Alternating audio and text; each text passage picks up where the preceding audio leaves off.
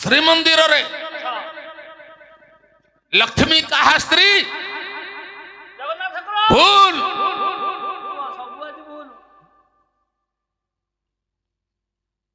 बहिरे लिखा हाड़ी घरे जाऊ लो लक्ष्मी जाऊ पाण घर शौचन होई पुणी पशु श्री मंदिर जबत कथा आज्ञा जगन्नाथ जो 60 कोटी भोग होउची लक्ष्मी खाऊची ताकू देले खाइबो ता मुहरे माड़ी से खाइबो मेहर साहित्य कौन शकुंतला को बुझाइले देखंतु आज्ञा भारतीय संस्कृति स्वामी को भजन परे तू भुंजीबू सोईबू सयाना पारे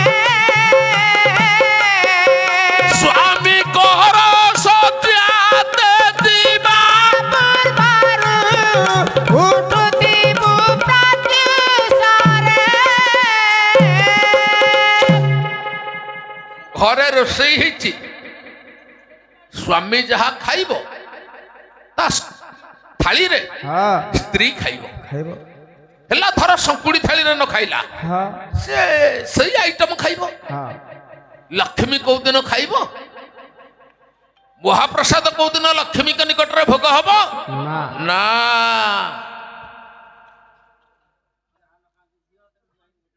सेटा होची लक्ष्मी को निकट रे आज्ञा तांकर जो नैवेद्य हबो सेटा तुलसी लागि हबो ना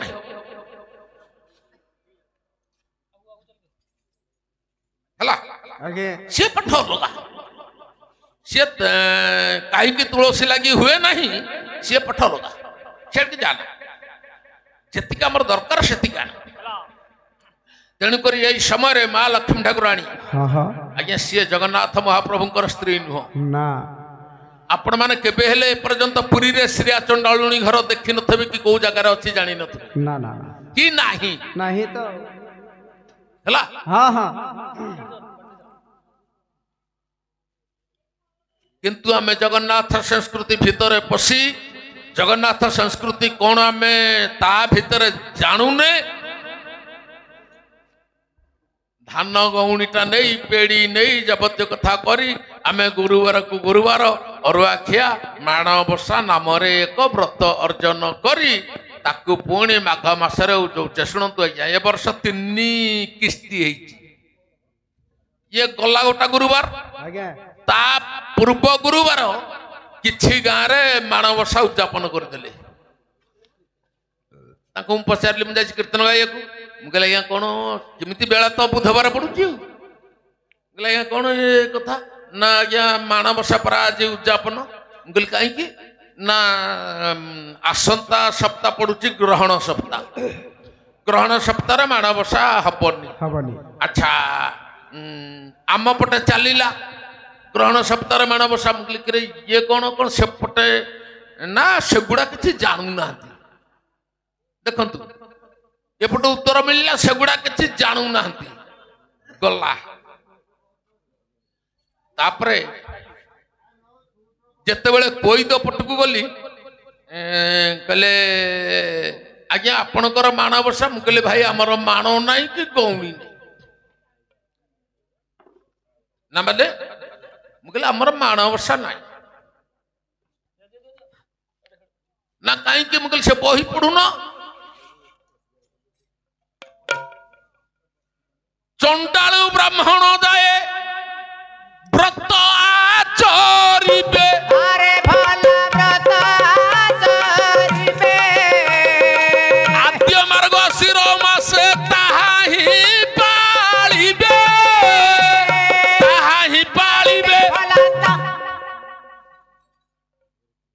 चंडाल ब्राह्मण एई दी जनक पाए नियम तैयारी करा जाय आज्ञा आज्ञा आमे ताकू करिचे कोन ना समस्ते आज्ञा जो माने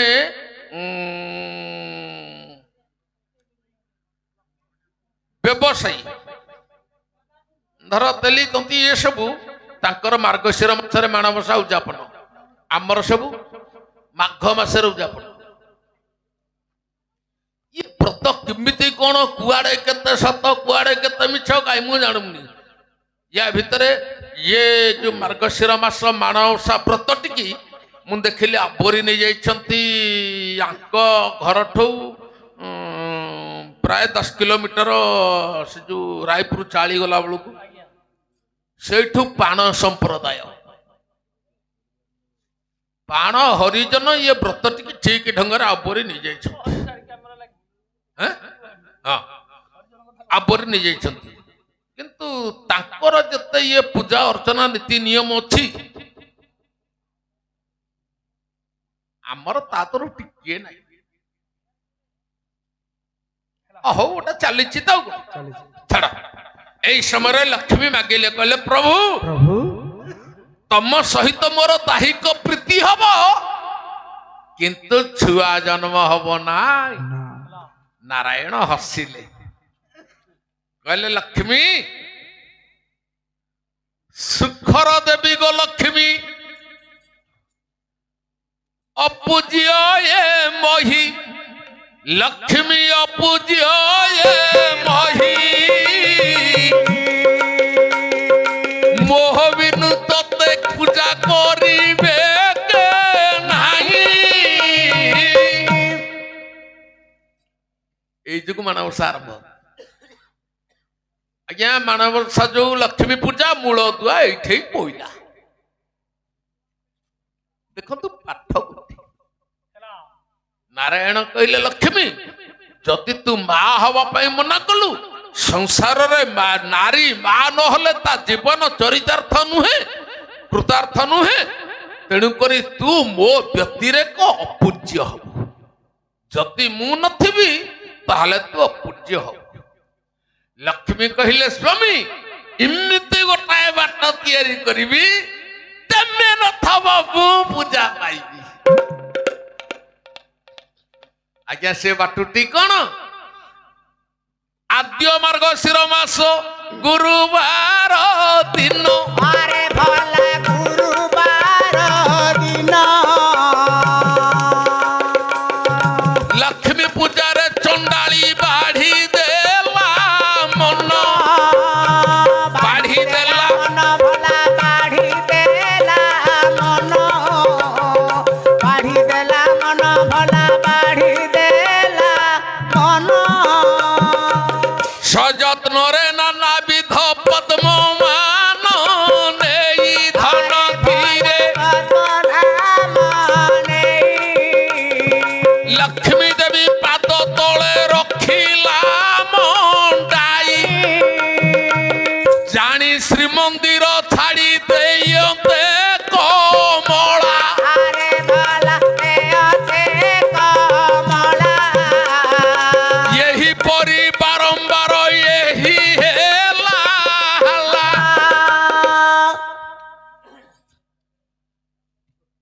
ଆଜ୍ଞା ପାଠ ହଉଛି ଏଇଟା।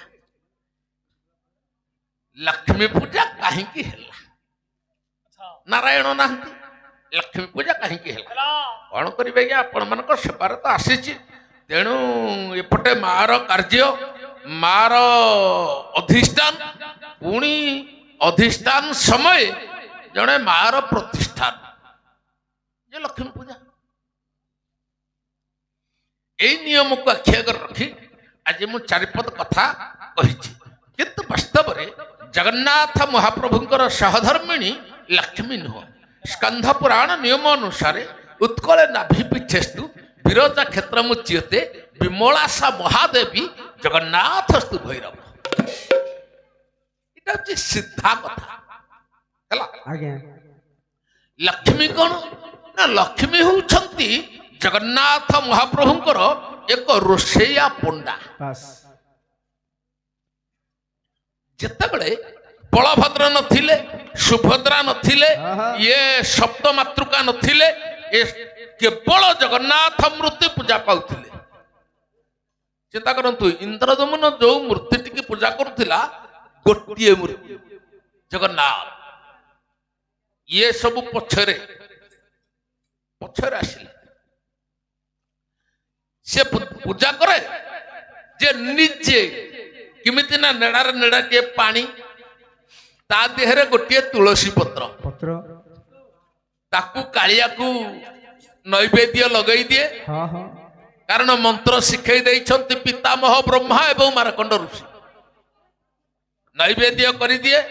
ତାଙ୍କ ପଛରେ ତ ଗୁଣ୍ଡିଚା ମହାରାଣୀ। ପ୍ରତ୍ୟେକ ଦିନ ସକାଳୁ ଏଇ କାମ ହବ। କିନ୍ତୁ ଇଏ ପ୍ରଭୁ ରୂପରେ ପ୍ରଭୁ ଭାବରେ ଭଲ ପାଆନ୍ତି କିଏ ନା ଇନ୍ଦ୍ରଦମନ। କିନ୍ତୁ ଗୁଣ୍ଡିଚା ଭଲ ପାଇଲା କାହା ଜଗନ୍ନାଥଙ୍କୁ କୋଉ ଭାବରେ ନା ପୁଅ ଭାବରେ। କଥାଟା ଫରକ ରହିଲା ଏତିକି। ଏତିକି ସିଏ ସ୍ୱାମୀ ପାଉଛି ଭଲ ପାଉଛି ପ୍ରଭୁ, ସ୍ତ୍ରୀ ଭଲ ପାଉଛି ପୁଅ। ଇଏ ପୂଜା କରି ଯାଆନ୍ତି, ମୁଣ୍ଡିଆ ଟିକେ ମାରନ୍ତି, ଚରଣ ତୁଳସୀରୁ ଟିକେ ପାଆନ୍ତି। କିଏ ନା ଇନ୍ଦ୍ରଦମନ। ଗୁଣ୍ଡିଚା ଏମିତି କେତେ ଥର ପଛରେ ଗୋଡେଇଲା।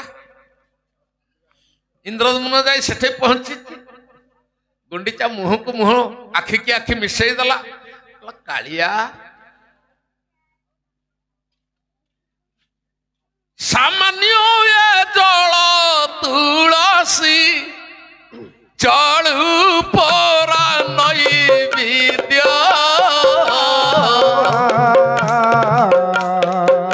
ତହିଁର ଭୋଜନେ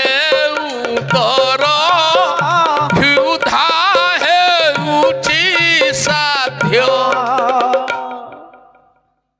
ଗୁଣ୍ଡିଚା ମା ପଚାରିଲେ, କହିଲେ କାଳିଆରେ ଆଜ୍ଞା କାଠଗଢା ମୂର୍ତ୍ତି ନଜର ରଖନ୍ତୁ। କହିଲେ କାଳିଆରେ ଏଇ ତୁଳସୀ ପତ୍ର ଟିକେ ପାଣି ନେଡ଼ାଟା ଏଇଥିରେ ତ କ୍ଷୁଧା ନିବାରଣ ହେଇଯାଉଛି, ତ ଭୋକ ମେଣ୍ଟି ଯାଉଛି। ମୋ ଧନ କିଛି ମାଗିଲେ ହନ୍ତାନି। ଯେତେବେଳେ ଏଇ କଥା ବାରମ୍ବାର ଶୁଣିଲେ ତାର ଦିନକୁ ପ୍ରଭୁ ସଜାଗ ହେଲେ। କହିଲେ ଯଦି ମୁଁ ୟାକୁ ମାଗିବି ଏ ଦବ। ଏଇ କଥାକୁ ଚିନ୍ତା କରି ପ୍ରଭୁ ପ୍ରସ୍ତୁତ। ସେଇଦିନ ସକାଳୁ ସକାଳୁ ଇନ୍ଦ୍ରଦମନ ଗୁଣ୍ଡିଚା ଗଲେ। ଇନ୍ଦ୍ରଦମନ ନୈବେଦ୍ୟ କର୍ମ ସାରି ଦେଇ ଯେତେବେଳେ ଆଗକୁ ଚାଲିଛନ୍ତି, ଗୁଣ୍ଡିଚା କହିଲା ଧନ ପେଟ ପୁରିଲା, ପେଟ ପୁରିଲା। ଚକା ଚକା ନେତ୍ର କରି ଚାହିଁଛୁ କାହିଁକି? କଥା ପଦେ କହିବାକୁ ମନରେ ନାହିଁ କିରେ ମୋର କାଳିଆ ଠାକୁର। ମୁହିଁ ତୋର ମାତା ବାବୁ କି ମନେ ବିଚାରରେ ମୋର କାଳିଆ ଠାକୁର। এই ସମୟରେ ମନ ମଧ୍ୟରେ ବିଚାର କରି ଗୁଣ୍ଡିଚା ମହାରାଣୀ ଯେତେବେଳେ ଜଗନ୍ନାଥ ମହାପ୍ରଭୁକୁ କହିଲେ କାଳିଆରେ ଆରେ ତୁ ମତେ ମା ବୋଲି ଭାବେ, ତୁ ରାଣୀ ବୋଲି ଭାବେ ନା, ତୁ ଯାହା ମାଗିବୁ ମୁଁ ଦେବି। ହେ ବିଦଗ୍ଧବରଣ୍ୟ କାଠ ଗଢା ମୂର୍ତ୍ତି ପାଟି ଖୋଲିଲା। ମା ତୁମେ ତ ଭୁଞ୍ଜୁଛ ବାସେ ଦିବ୍ୟଶାଳୀ ଅନ୍ନ, ମୋ ପାଇଁ ତୁଳସୀ ପତ୍ର ଦେଉଛ ଭୋଜନ ମନେ ହେଉନି କି ମୋର କାହାକୁ କହିବି ଦୁଃଖ କରିବ କେ ଦୂର ମନେ ହେଉନି କି ମୋର। ଗୁଣ୍ଡିଚା ରାଣୀଙ୍କ ନିକଟରେ କାଳିଆ ସାନ୍ତ କହିଲେ ମା ତମେ ଦିବ୍ୟଶାଳୀ ଅନ୍ନ ଭୋଜନ କରୁଛ, ନାନାଦି ପ୍ରକାର ବ୍ୟଞ୍ଜନ ଭୋଜନ କରୁଛ, ମୋର କଣ ମନ ହଉନି? କିନ୍ତୁ ମୁଁ ଭାବୁଛି କଥା କାହାକୁ କହିବି, କିଏ ମତେ ଖାଇବା ପାଇଁ ଦେବ? ଗୁଣ୍ଡିଚା କହିଲେ ଧନରେ ମାତା ଥାଉ ଥାଉ ପୁତ୍ର ଦୁଃଖ ନ ହଟିବ, ସେହି ମାତା ବଞ୍ଚି ରହି କେଉଁ ଲାଭ ହେବ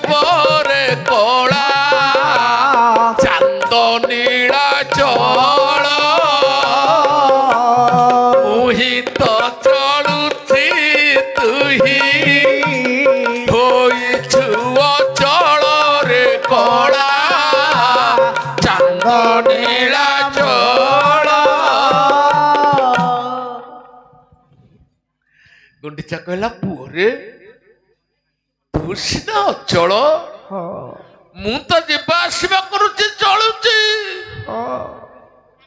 ମୁଁ ଥାଉ ଥାଉ ମୋ ପୁଅ ଏ ଜଳ ତୁଳସୀ ଖାଇ କରି ବଞ୍ଚିବ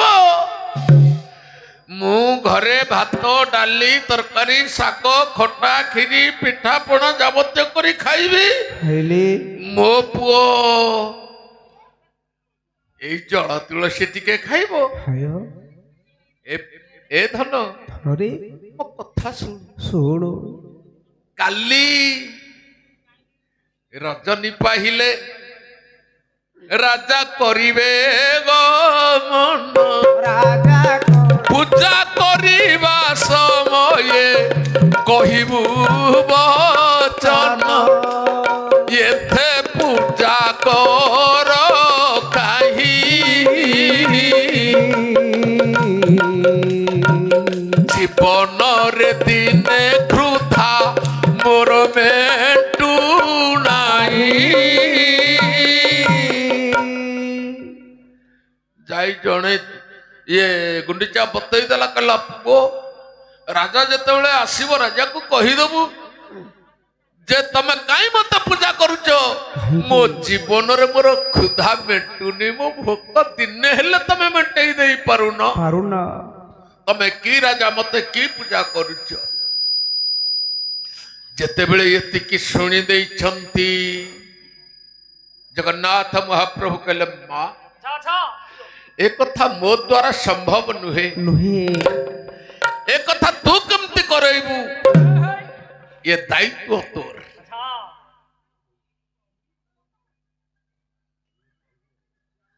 ठीक है ମୁଁ ଚେଷ୍ଟା କରିବି ରାଜା ମୋ କଥା ରଖିବ କି ନାହିଁ ଘରକୁ ଗଲେ ମା ମାନେ ଟିକେ ନିରବ ରୁହ ନାଇଲ ମା ଯିଏ ଗଲା ସିଏ ଯିବ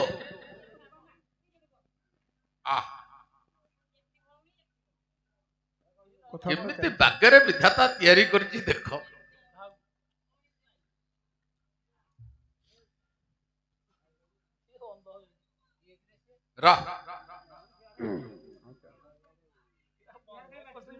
ତେଣୁକରି ଏଇ ପରିପ୍ରେକ୍ଷୀରେ ଏମାନେ ମଧ୍ୟରେ ଚିନ୍ତା କରି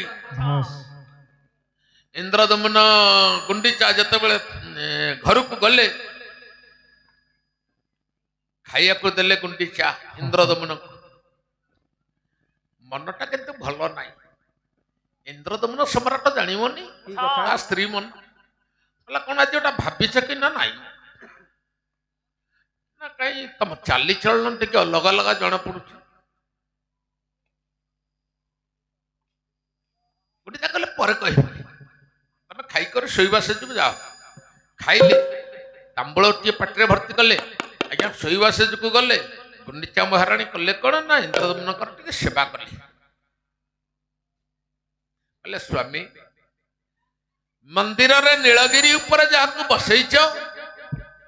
ସେ କିଏ ସେ କିଏ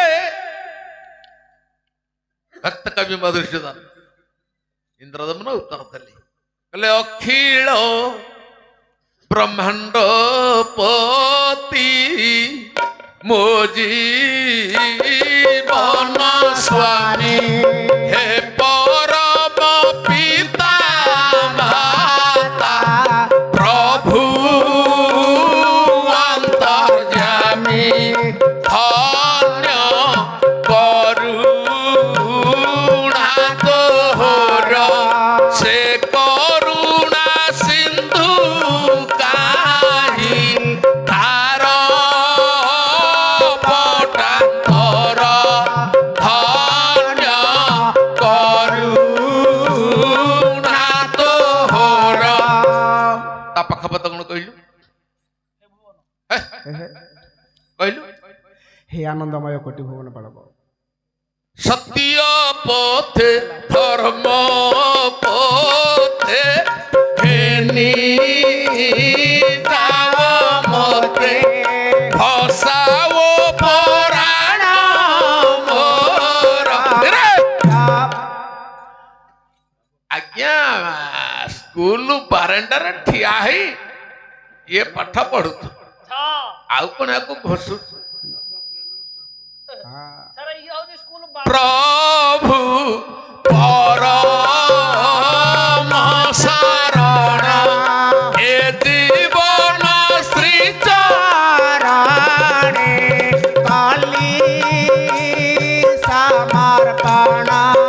ପ୍ରଭୁ ପରମ ଶରଣ। ଆଜ୍ଞା ବ୍ୟବହାର ନ ହୋଇ କରି କେତେ ପାଠ ବି ଗଲା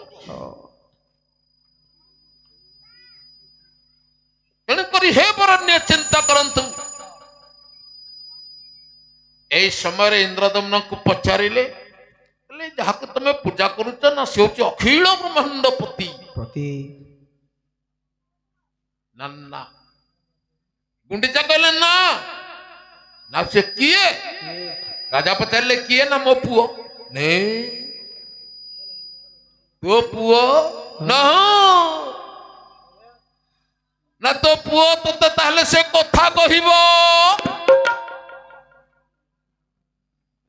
ତୋ ପୁଅ ଯେତେବେଳେ ତୋତେ ସେ ମା ଡାକିବନି ନା ହଁ ଡାକିବ ଗୁଣ୍ଡିଚା କହିଲେ ହଁ ଡାକିବ ତମର ଆମର ଗୋଟେ ସର୍ତ୍ତ ଯଦି ମୋ ପୁଅ ମତେ ମା ଡାକିଲା ତାହେଲେ ମୋ ପୁଅ ପାଇଁ ମୁଁ ଯାହା ମାଗିବି ତମେ ଦବ ନା ହଁ ଦିଆଯିବ ଇନ୍ଦ୍ରଦମ୍ନ ହଁ କରିଦେଲେ ଆନନ୍ଦ ହେଲେ ଗୁଣ୍ଡିଚା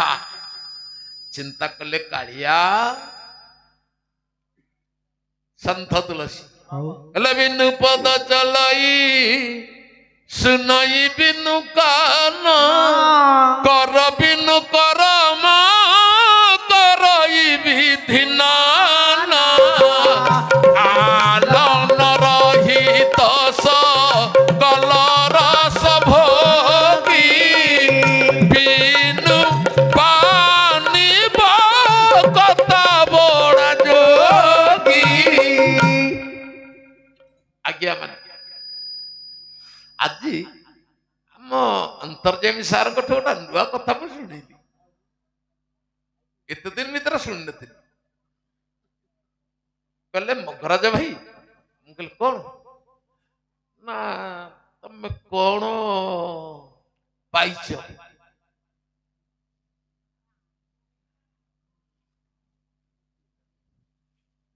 କହିଲେ ହରି ମୁଁ 14ଟା ମୂଲ୍ୟବାନ ସାର୍ଟିଫିକେଟ ପାଇଛି ଆଜ୍ଞା କେବଳ ଭୁବନେଶ୍ୱର ସଂସ୍କୃତି ବିଭାଗରୁ ଯୋଡ଼ାଏ କୋଉ ନାଁଟାକୁ କହିବି ଯେ ଇଏ ଶୁଣିଲେ ସନ୍ତୋଷ ହବ ଅସରଳା ବାଲା କହିଲେ କଣ ତମେ ଉପାଧି ପାଇଛ କହ କହିଲେ କୁକୁର ଲେଖିଦିଅ ଏକ କୁକୁର अरे बाबू पाठ तो कहबू गायक पंडित समस्त काम साफे से उपाधि कौन मिलुची राधानाथ बाबू दरबार कहले उपाधि लालसा व्याधिग्रस्त एही रे व्याधिग्रस्त एही रे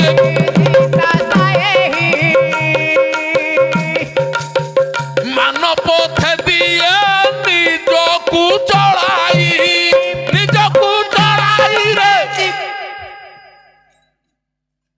केतेबेले को उपाधि ऊपर नजर रखिबु किछि दरकार नै बापा जो उपाधि तो तो ऊपर को भिड़ी नहीं जाईछि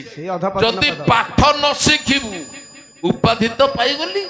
बासी रे केही पचारिबेनी अधपतन हे कहबे आगे 10 वर्ष तळे मंगराज जहा थाला एबे सेया आइ देखि तेणु हे ग्राहक प्रवर ध्यान नियंतु ये संसार भितरे इंद्रदमन हाँ करदेले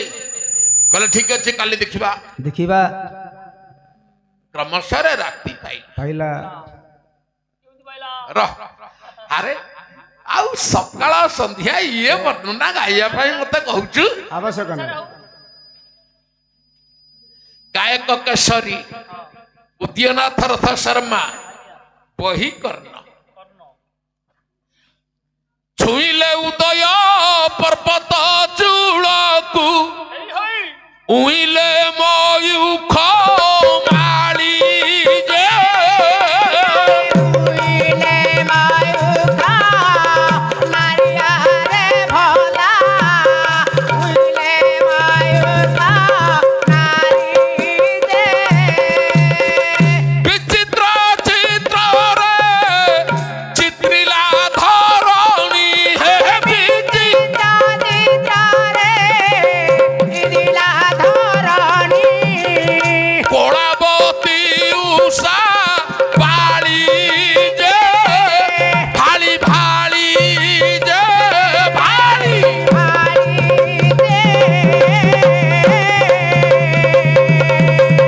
କିରଣ ତୁଳିକା ଚାଳି ଯେ କାହିଁ ଫୁଟାଇଲା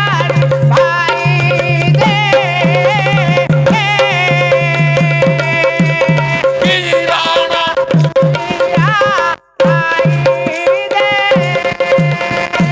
ଫୁଟାଇଲା ଗ୍ରାମ ନଦୀଗିରି କାହିଁ ଗଛଲତା ଡାଳି ଯେ ଆଜ୍ଞା ସାହିତ୍ୟ ସଂସ୍କୃତିର ଶବ୍ଦ ଯୋଗ ବିନିଯୋଗ ଗାୟକ ପଛରେ ଉଦ୍ୟନାଥ ରଥ ଶର୍ମା ହେଲା ୟାକୁ ବୁଝେଇବା ପାଇଁ ପଡିବ ହଁ ଗୋଳବାଇ ନିବାସୀ ବାଙ୍କା ହଁ ତାକୁ ବୁଝେଇବା ପାଇଁ ପଡିବ ନାଇଁ ଗାଉ ଗାଉ ଆପଣ ବୁଝିଯିବେ ହେଲା ନିଶା ଶେଷ ହୋଇଲା ରେ ରସାଳ ସା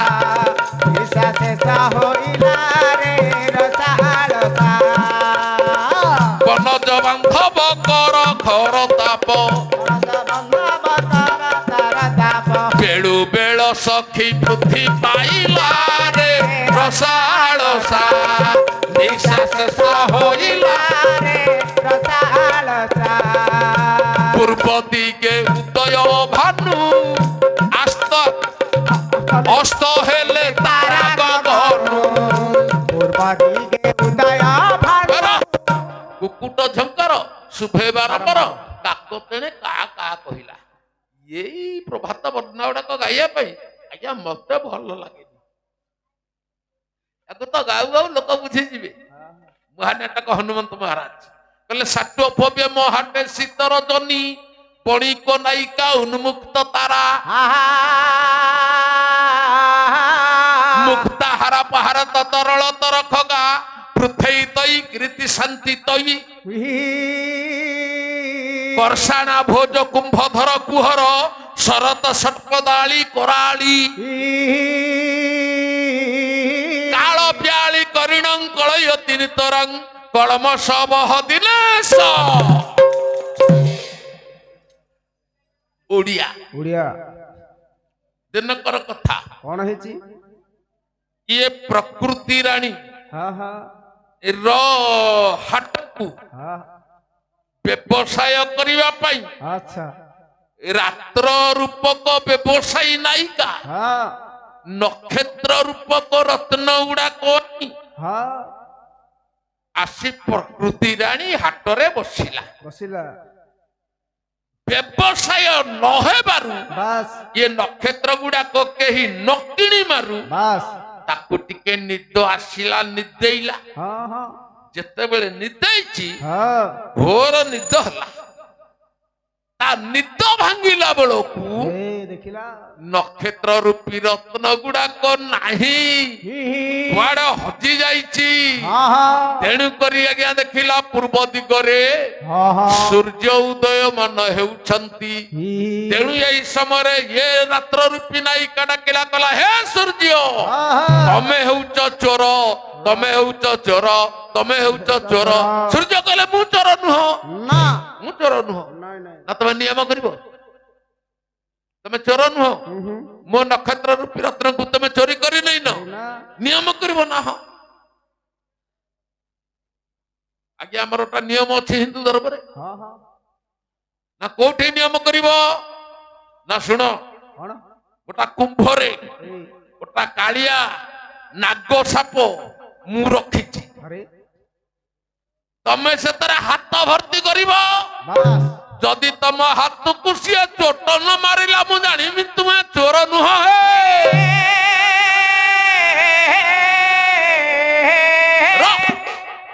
ହଁ କଲେ ସୂର୍ଯ୍ୟ। ହଁ ଆଜ୍ଞା ସେ କୁମ୍ଭଟି କିଏ କିଏ ନା କୁମ୍ଭଟି ହଉଛି ପଦ୍ମ।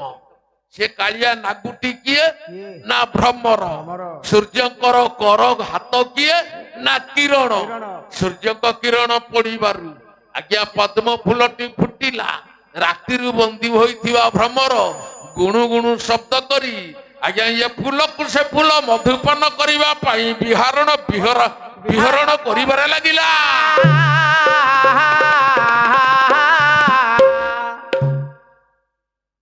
କମଳ ଗୋପାଳକୃଷ୍ଣ ପଟ୍ଟନାୟକ କମଳ ବନେ ମଧୁ